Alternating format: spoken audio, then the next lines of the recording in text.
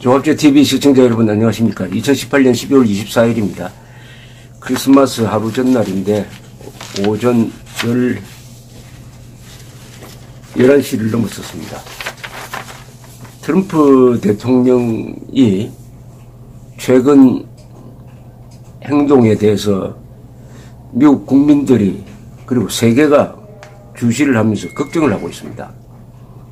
이 정상이 아니다. 심리적으로 매우 불안하다. 과연 세계에서 가장 권한이 많은 더구나 핵무기를 관리하고 있는 사람이 이런 생각과 행동을 하면은 안심하고 살 수 있느냐 하는 근본적 문제가 생깁니다. 이 마티스 국방장관이 2월 말에 사임하겠다고 선언을 하면서 대통령 앞으로 보낸 편지를 공개를 했는데 이게 촉발점이 돼가지고 트럼프 대통령의 안보 정책이라든지 의사결정 과정에 대한 비판이 막 쏟아졌습니다. 그러니까 트럼프 대통령이 갑자기 어제는 마티스 장관의 이 퇴임 날짜를 올해 말로 2달을 당겨버렸습니다. 마티스 장관은 그 사임서에서 왜 2달이 필요하느냐 하면은 인수인계를 해야 될 일이 많다.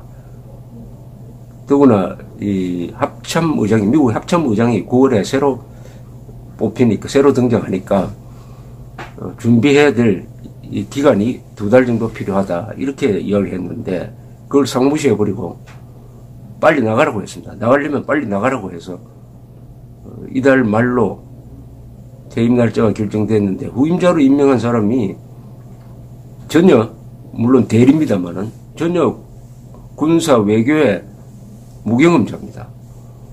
보잉에서 뭐 경영자로 일했던 것밖에 없습니다. 어제는 또 IS 대책 미국 대통령 특사 미국 대통령을 대리해가지고 IS 대책을 수립을 해가지고 성공적으로 IS를 고립시키는데 큰 역할을 했던 핵심적인 역할을 했던 브레트 맥구르크란 분이 사임을 했습니다. 물러나겠다고 했습니다. 이번에 시리아에서 2,000명의 미군을 출수시키는 그 결정을 할 때 트럼프 대통령이 아무하고도 상의하지 않고 참모들은 일치되게 반대를 하고 더구나 동맹국가도 상의하지 않았다. 이렇게 하면은 일을 할 수가 없다 해가지고 사임하겠다고 했습니다. 이 브레트 맥구르크라는 분은 매우 존경을 받는 분입니다. 이 중동에서 잔뼈가 굵은 사람인데 중요한 사건에 다 개입을 해가지고 중동의 그 복잡한 정세 속에서 이 고위층과 신뢰를 쌓아가지고 IS를 고립시키는 작전을 사실상 지휘한 사람입니다. 정치적으로 지휘한 사람입니다. 그런데 트럼프가 그 소식을 듣고 뭐라고 트위터에 글을 썼느냐 하면은 나는 브레트 맥구르크라는 사람을 모른다. 난 그 사람을 모른다. 페이크 뉴스가 너무 그 사람 사임을 가지고 키우고 있다. 이렇게 했습니다. 참 그동안에 고생했다. IS를 저렇게 성공적으로 고립시킬 수 있었던 것은 귀하의 덕분이다. 이렇게 덕담을 해야 될 텐데 난 당신 모른다고 했습니다. 그런데 이 모를 수가 없는 자리입니다. IS 대책은 미국 정부가 가장 신경 쓰는 외교 정책 중 하나입니다. 그리고 트럼프도 IS를 고립시킨 것을 자기의 큰 자랑으로 여기는데 바로 그 작전을 지휘한 사람을 나는 모른다고 해버렸어요. 실제로 모를 수도 있겠다는 생각도 듭니다. 이 트럼프는 실무자들의 이 건의를 묵살합니다. 그리고 복잡한 보고를 받지 않는다고 합니다. 또 복잡한 보고를 받아도 무슨 말인지 모른다고 합니다. 그러니까 관심이 없으니까 모른다는 말이 일리가 있는데 알면서도 모른다고 했는지 이건 알 수가 없어요. 이 두 가지 사건을 통해서 알 수 있는 것은 트럼프란 사람의 인간됨이죠. 인간됨이 인간의 기본적인 예의를 안 지킨다. 인간의 기본적인 예의를 안 지킨다. 뭐 너무나 많이 나왔습니다. 그동안 자신한테 충성을 바쳤던 마이클 코언이라는 변호사가 수사를 받으면서 이제 FBI하고 협력을 하니까 쥐라고 했습니다. 래트. 쥐라는 말은 속으로 이 마피아 세계에서는 배신자를 이야기합니다. 래트라고 했어요. 또 어떤 참모가 나가서 자기를 험담한다고 독이라는 표현을 썼습니다. 래트, 독이라는 표현을 쓰는 사람이에요. 틸러슨 국무장관을 해임을 할 때는 트윗으로 해임을 합니다. 전화를 걸어서 참 수고했다 이렇게 하는 게 아니라 트윗으로 인사 발령을 하는 사람입니다. 유럽에 가서는 비가 온다고 미군 묘지에 가지도 않고 호텔 방에 있으면서 텔레비 봤던 사람입니다.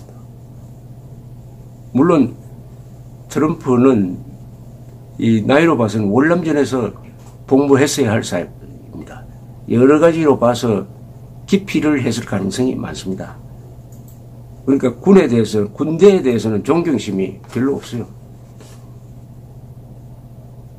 그런데 지금 트럼프는 점점 보좌관 말도 안 듣고 동맹국가는 상의도 하지 않고 이러다 보니까 고립되고 있습니다. 이게 참 겁나는 거죠. 고립되어 가고 있다. 고립되어 가면서 충동적으로 정책을 쓴다. 충동적 정책입니다. 안보 문제를 충동적으로 하면은 어떻게 됩니까? 충동적 안보 정책, 외교 정책을 쓰고 있다. 여기에 공포가 있는 거죠. 공포. 밥 우드워드가 쓴 책이 제목이 참 잘 정해진 것 같습니다. Fear, 트럼프 in White House. 화이트하우스에 트럼프가 있는 것 자체가 공포다. 공포다. 이런 이야기입니다. 최근은 또 연방준비위원회 의장이 자기 말을 안 듣는다고 연방준비위원회 의장을 내가 해임할 수 없는지 그것까지 검토를 하고 있답니다. 미국 역사상 대통령이 연방준비위원회 의장을 해임한 예도 없고 법적으로도 불가능합니다.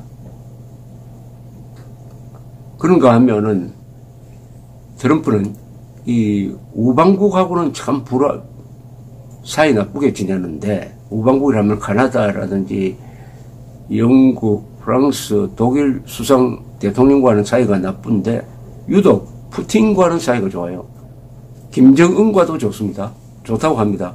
그리고 에르도안, 터키의 독재자 에르도안, 독재자들하고는 유달리 친분을 나타내고 동맹국 대통령이나 수상은 공개적으로 모욕을 주는, 이걸 통해서 우리는 트럼프라는 사람이 부족한 게 바로 퍼블릭 마인드가 부족하다는 것을 알 수 있습니다. 퍼블릭 마인드라 하면은 공적 의식이죠. 공적. 공사를 구분하는, 공인이 됐으면은 어떤 몸가짐을 가지고 어떤 사고방식을 가져야 되느냐 하는 것이 어느 나라든 확립된 하나의 윤리입니다. 특히 미국의, 영국과 미국 이 계통의 국가 지도층은 이 공적인 윤리가 강합니다. 전쟁을 하면은 항상 이 귀족 자제들이 먼저 나갑니다.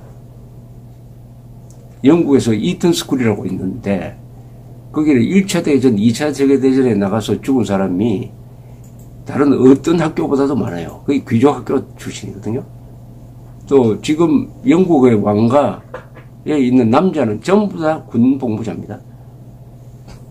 엘리자베스 2세도 2차 세계대전 때 정비공으로 일했고 그 남편 되는 분은 해군 장교고 그렇습니다. 그런데 트럼프는 군에서도 빠지고 이 장사를 또 정상적인 장사라기보다는 이 재개발 사업을 주로 한 사람인데 제조업처럼 과학 기술을 뒷받침해가지고 근면 성실하게 하는 거하고는 좀 다르죠. 한국의 이 트럼프하고 오랫동안 장사를 부동산 개발 사업을 같이 했던 사람이 있습니다. 그분이 만난 수십 번 트럼프와 거래해서 본 트럼프 인물평을 이렇게 했습니다. 항상 최고 엘리트들을 측근으로 선다. 그러나 효용이 다 했다고 하면 가차없이 잘라버린다. 피도 눈물도 없다. 어떤 정의나 정기감이 없다는 거죠. 트럼프가 하는 행동이 바로 그겁니다. 인간으로서의 기본적 예절을 지키지 않습니다. 그리고 공인이 대통령이나 이 공무원이 지켜야 할 공적 파브릭 마인드를 보여주지 못하고 있습니다. 자, 이렇게 되면서 결국 미국 아메리카 포스트가 들여다보면 아메리카 포스트가 아니라 트럼프 포스트로 되고 있습니다. 트럼프 중심으로 가고 있어요. 극도의 이기주의를 아메리카 포스트라고 위장을 한 거죠. 아메리카 포스트라고 하면 제일 중요한 게 미국적 가치입니다. 미국적 가치는 자유, 인권, 법치, 이거 미국적 가치는 미국적 가치가 전 세계로 확산되는 것을 뜻합니다. 이 트럼프와 가장 반대되는 사람이 있다면 트루만 대통령이죠. 트루만 대통령이 한국전 참전 결단을 했을 때의 상황을 한번 생각해 보십시오. 알지도 못하는 나라의 만나본 적도 없는 사람들을 지키기 위해서 연인원 180만 명을 보내가지고 5만 4천 명이 전사를 했습니다. 이런 결정을 왜 했느냐? 한국이 신생 독립국인데 이게 공산주의의 침공을 받아서 지도상에서 사라진다고 하면은 앞으로 이런 일이 계속 되풀이될 것이다. 그리고 유엔을 만들어 놓았는데 이런 일을 없애기 위해서 유엔을 만들어 놓았는데 유엔이 유명무실된다. 여기서 선을 그어야 한다. 이렇게 해서 참전을 결단을 했습니다. 그리고 참전을 하더라도 미군만 보내는 게 아니라 유엔군을 편성하도록 했습니다. 유엔군으로 집단적으로 싸운다. 세계 역사상 처음으로 집단적 안전보장이 이루어졌습니다. 트럼프가 지금 트루만 자리에 있었다 하면 한국은 적화됐을 것입니다. 트럼프는 이렇게 생각했겠죠. 왜 저 멀리 지구 반바퀴를 돌아서 가야 하는 한국에 미군을 왜 보내느냐? 미군을 왜 보내느냐? 이렇게 이야기를 했을 것입니다. 트럼프는 주한미군에 대해서 애착이 없습니다. 수시로 주한미군 빼고 싶다 이런 이야기를 합니다. 돈이 많이 든다는 거예요. 그럴 때마다 그 마티스라든지 그 주변 인물들이 말리고 있는 논리가 뭐냐면은 주한미군이 바로 미국을 지키는 최전방이다. 그런 점에서 돈이 가장 적게 든다. 그리고 역대 외교 안보 동맹 중에서 한미 동맹이 최고의 동맹이다. 이렇게 이야기를 합니다. 그러니까 한국을 지키는 게 아니다. 한국에 있는 미군이지만은 그 미군이 미국 본토를 지키고 있다. 북한에서 핵미사일을 쏘면은 주한미군은 7초 만에 탐지가 되는데 주한미군이 없을 때는 알래스카에서 탐지를 하는데 14분이나 걸린다. 이렇게 설득을 해서 겨우 한미동맹을 이 정도로 지금 유지해 가고 있습니다.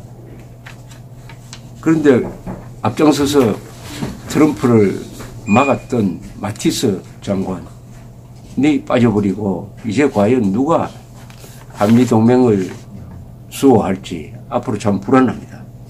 그러면은 트럼프의 이런 비정상성이 앞으로 북핵 문제 등 한반도 정세에 어떤 영향을 끼칠지 이게 참 골칫거립니다.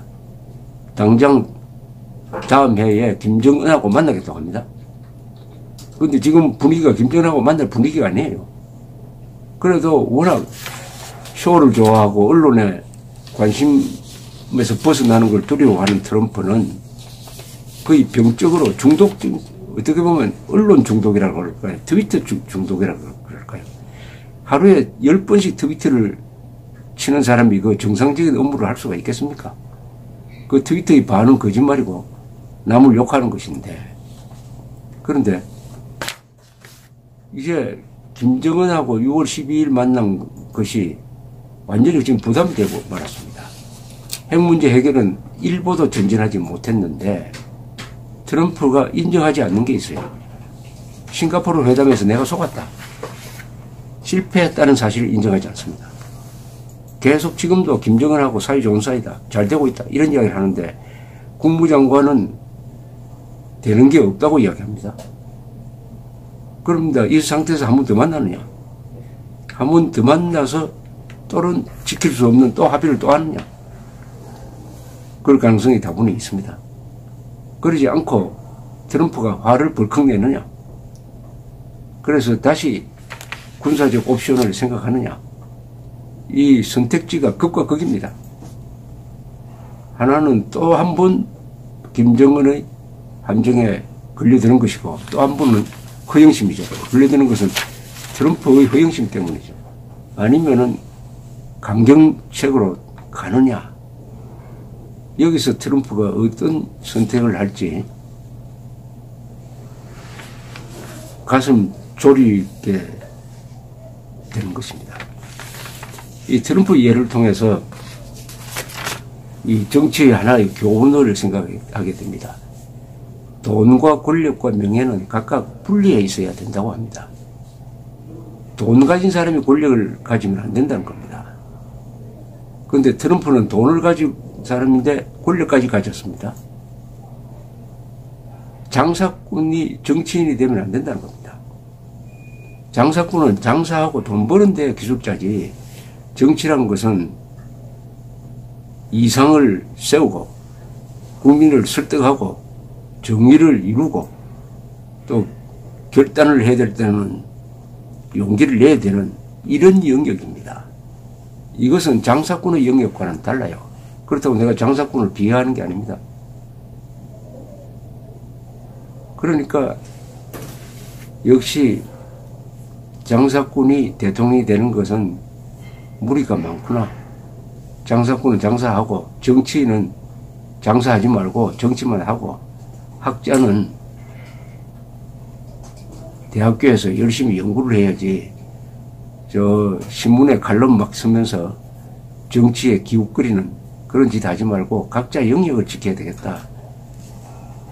장사꾼이 대통령이 되는 것은 참으로 위험하다 하는 생각을 많이 하게 합니다.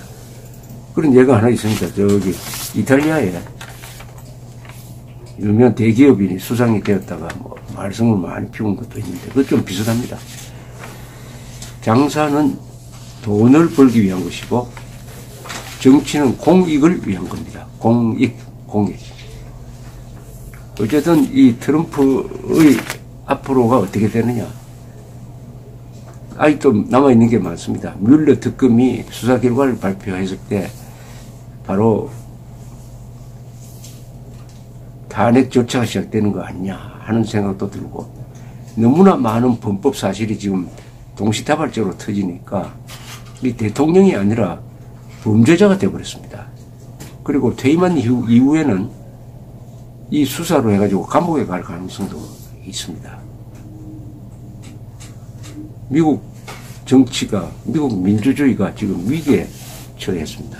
다만 미국은 언론이 살아있습니다. 그리고 삼권 분립이 작동을 하고 있습니다. 그러니까 다른 나라에서의 뭐 독재라든지 이거하고는 상황이 다르죠. 트럼프가 이상한 행동을 하지만 트럼프는 지금 독재자가 아닙니다. 미국에서는 독재자가 될 수 없어요. 그런 점에서는 차원이 다른 이야기입니다. 사실은 차원이 다른 이야기입니다. 워낙 미국 대통령이 엄청난 자리고 그동안에 미국 대통령을 했던 분들이 은행이 공직자로서 딱 절도 있는 행동을 하다가 이상한 사람이 한 사람 나타나니까 큰 격차를 느끼는데, 트럼프는 괴상한 행동을 하지만 독재자는 아닙니다. 미국은 독재자를 허용하지 않는 나라입니다. 감사합니다.